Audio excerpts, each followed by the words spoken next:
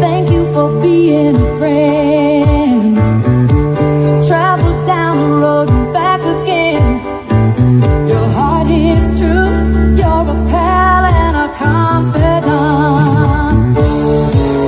And if you threw a party, invited everyone you knew, you would see the biggest gift would be from me, and the card attached would say, thank you for being a friend.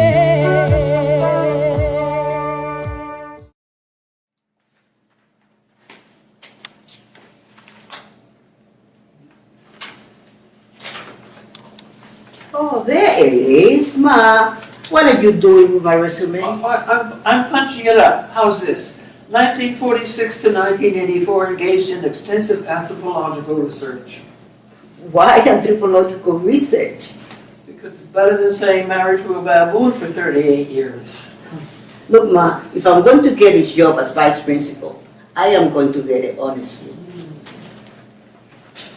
Girls, I have a date with the most cultured, urbane, sophisticated man in the entire world. You know George Goober Lindsay? Oh, even more sophisticated than that, Rose. His name is Donald Everett Parker. He's the new curator at the museum. Oh, Blanche, honey, it is not a good idea to go out with somebody that you work with. Oh, come on, Dorothy. I've heard you talk about Ted the track coach, how virile and sexy he is. Just talk. I wouldn't dream of going after him. Even if she did, he'd easily outrun her.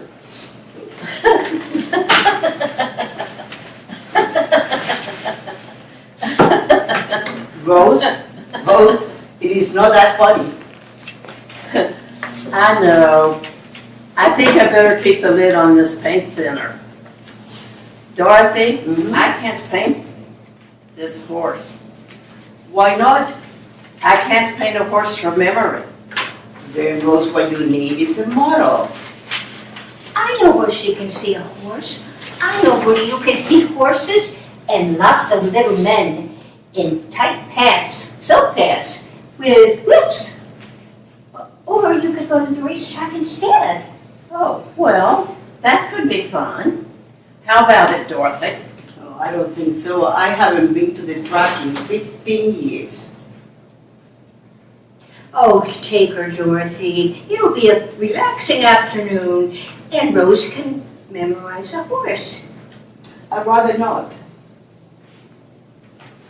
Oh, come on, Dorothy. Be a pal. I'd do it for you. Well, why can't you go by yourself? I'm afraid to go to the racetrack by myself. You meet these lecherous guys out for a good time, and all they think they have to do to impress you is throw their money around. Oh, damn, I wish I didn't have to go to work today. You take her, Dorothy. It'll be a relaxing afternoon. You can take your mind off your job interview tomorrow. All right. Oh, good. Okay, now, I would loan you my pass to the jockey lounge, but Dorothy, you don't want to date a jockey. The sex is over much too fast. And the only nice thing they have to say to you afterward is, good girl, good girl. Hi. Did you have fun at the track? You went to the racetrack? Oh, we had a wonderful day. And thanks to Dorothy's expert tips, I made enough money to buy some new art supplies. Dorothy, I want to see you in the kitchen. Sorry, Mom. I'm busy right now. Good, I'll eat a bowl of chili and we'll talk later in your bedroom. Going, Mother. What the hell were you doing at the racetrack? Oh, Ma. You're making too much of this. You know, I have not gambled for 15 years, and I did not place any bets for myself today either. It was just nice to know that I could still pick a winner. Oh, this from a woman who has a Dukakis bumper sticker covering up her Mondo bumper sticker? Well, I know I had a small gambling problem. A small problem. You bet against your own son's Little League team. Ma, I had to. I knew the star teacher was getting after school detention. You were his teacher. You gave him detention. Of all the things that you could have inherited from your father, you had to pick this damn gambling disease. Oh, so you're studying for your interview. Uh-huh. I know it's a lot of our responsibility, but I really want this job. Then why are you reading the racing form? The racing form? Why would you think I'm reading the racing form? You can't lie to your mother. Mothers always know when you're lying. Don't you think I know what your brother Phil was doing? He was in the bathroom. He said he was oiling his baseball mitt. He was punching up the simplicity patterns. Well, good night. Sleep tight. See you in the morning light. It's the best light to paint by, you know. Oh, I do like painting, and I'm getting pretty good at it. Pretty soon, I'm going to be able to copy St. Olaf's most famous religious painting, The Last Pancake Breakfast. Blanche? Honey? What's wrong? You're shaking. I have been humiliated and degraded. Many times. You just discovered that now? Oh, the evening started out wonderfully. Donald took me to a beautiful restaurant for dinner, then we went dancing. He was a perfect gentleman. Get to the humiliation and degradation part. Oh, well, then I suggested we stop by his place. So when we got there, I went into the bathroom to freshen up. Well, after I had removed all of my clothes, I noticed his monogram velour robe hanging there. So thinking only of his pleasure, I decided to slip into it. So I emerged framed in the doorway and slowly let the robe slide down my perfect body. Do you know what he said? Put your clothes back on, Blanche. I'm taking you home. Oh, put your clothes back on. How will I ever face him again? I won't be able to go to work again. Oh, put your clothes back on, Blanche. That's the first time anyone has ever said that to me. Well, without shining a flashlight in my face. Hi, Rose. Are you still painting out there? Yeah, but I'm having trouble. I don't know. I think it's going to be impossible to paint autumn in St. Olaf. How come? Maybe it's because of that horrible St. Olaf falling leaf story. Oh, Rose, please. If this is a story about a man named Leaf, I don't want to hear it. It's not that long. Nope. It has a surprise ending. Okay, Rose. Just the ending, but keep it short. Splat. Hi, girls. Hi, Blanche. You're not going to go to work dressed like that, are you? No, Rose. I'm going to put on my pumps instead of my slippers. Why does she ask me such things? Oh, and I'm not going to work today. Girls, I just can't. Donald will be there. Blanche, you're going to have to face that man sometime. Rose, I appreciate your concern, but I will not go into that museum today. I have my pride and my dignity. Oh, Blanche, your Playgirl magazine just arrived. Oh! Dorothy Bornak, you're in big trouble. What? What did I do? You lied to me, that's what you did. I was going through your purse and look at what I found. Betting slips. You went to the track again. I spent the best years of my life trying to give you a sense of moral responsibility. What were you doing in my purse? Stealing. Dorothy, weren't you supposed to interview for that vice principal's job yesterday? I rescheduled it. For when? Okay. I rescheduled it and then I missed the appointment. You're losing control. Ma, I did not want that job anyways. I don't need that added pressure in my life. Do you know what's going to happen in your life? Nothing. And then what are you going to do? Move in with your kids and sponge off them, have them take care of you? Well, bad example. But I'm telling you, Dorothy, this is going to ruin your life. Dorothy, I am worried about you also. Oh, please, Raj, don't you start. I had a problem 15 years ago. That's a long time. And I have learned to live with the temptation. Well, isn't that something? You think you know somebody, and then you learn something like this. Hard to believe. I'll say, to think that Dorothy has lived with the Temptations. I've never even been to one of their concerts. Rose, what are you doing? I heard that the creative process was a lot like giving birth. So I was practicing my Lamaze breathing. Oh, for a moment there, I thought I wasn't the only one of the invisible man fantasy. I am so uptight. I mean, Donald's expecting this painting, and I really don't want to let him down. Listen, Rose, after what he did to me, feel free to let him down. You know, I was thinking about that little story that you told us about you and Donald. You mean the time I dropped my robe and stood there in my nakedness and asked him for a romp? Right. I wonder if you were a little too direct. In what way? Well, let's see, how do I say this? Okay. You see this little possum in my St. Olaf painting? Well, every year she goes into her mating ritual. She gives off little signals. She releases a scent. She changes the way she stands. And she makes little tiny whistling noises. I do that.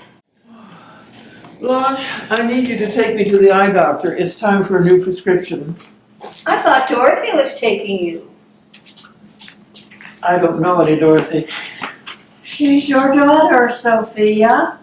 I'm being dramatic, you moron. I don't know any Dorothy. I don't have any daughter. I spit at the name Dorothy. I have no spit. Oh, Dorothy, can't you go to the eye doctor tomorrow? Please, I can hardly see my own hand in front of my face. Oh, that's my hand, Sophia. Oh, thank God. I saw so many liver spots I thought I was being attacked by Dalmatians. Sophia, why are you up? Same reason you're up. You're filled with anxiety? I'm old. Well, I'm not old. Oh, forgive me. I'm supposed to support you in your vain narcissistic fantasy that you're still in your 40s. Well, it's either that or a big red raise.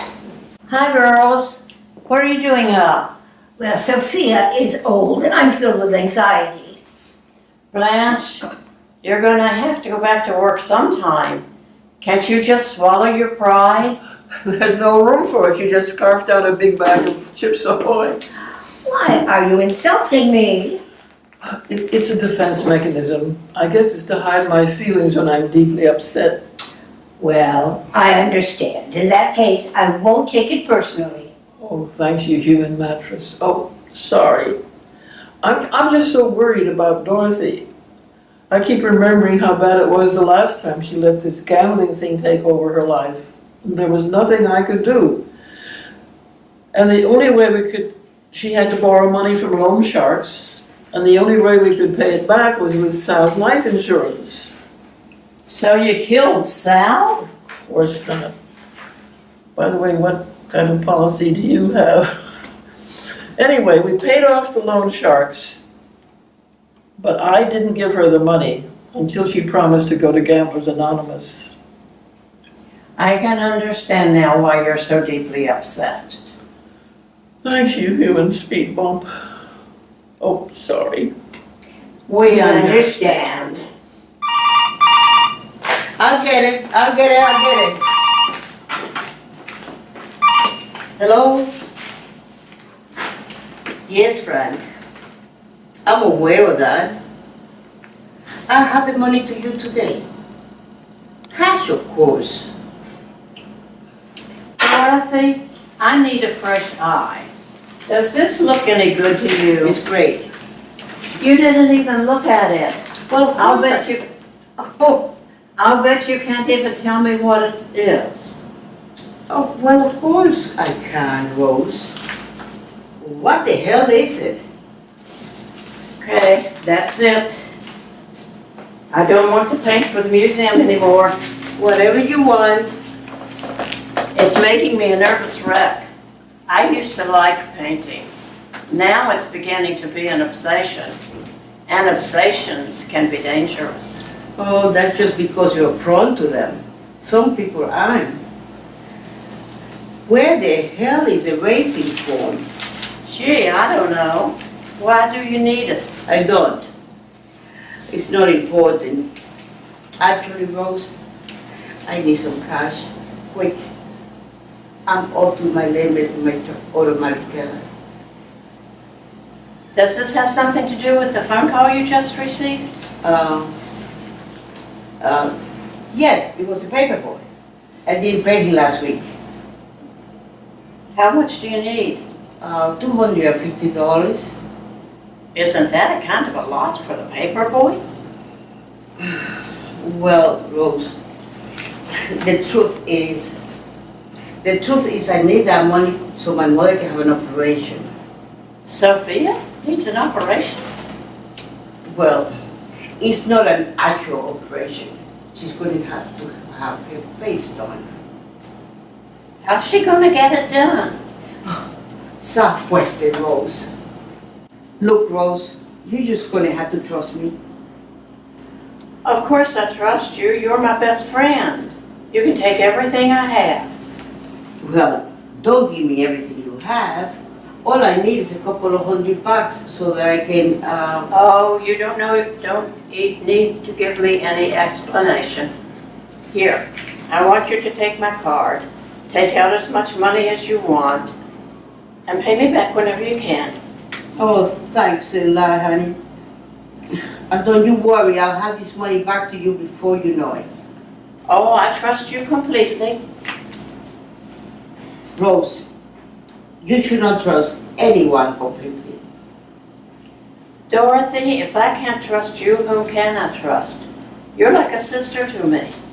Yeah, well, sisters often lie, and friends occasionally take advantage of each other. I don't think so. Rose, you should. You are being very naive. I'm not naive. Yes, you are. You're being naive right now. I'm stealing your money, don't you see? I know, Dorothy. But I was hoping you'd have trouble taking advantage of someone who cares about you as much as I do. Oh, God, I need help, Rose. Oh, I hate this lying to you. Dorothy, I lied to you too. You can never use that bank card. You don't have my personal identification number. And you'd never guess it in 1,000 years. Rose, honey, it's right here. You have written in the credit in your card.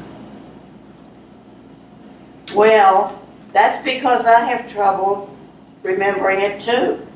Hi, girls. Hi, Blanche. You finally dressed. Yes, I went back to work. And do you know what I found out about Donald?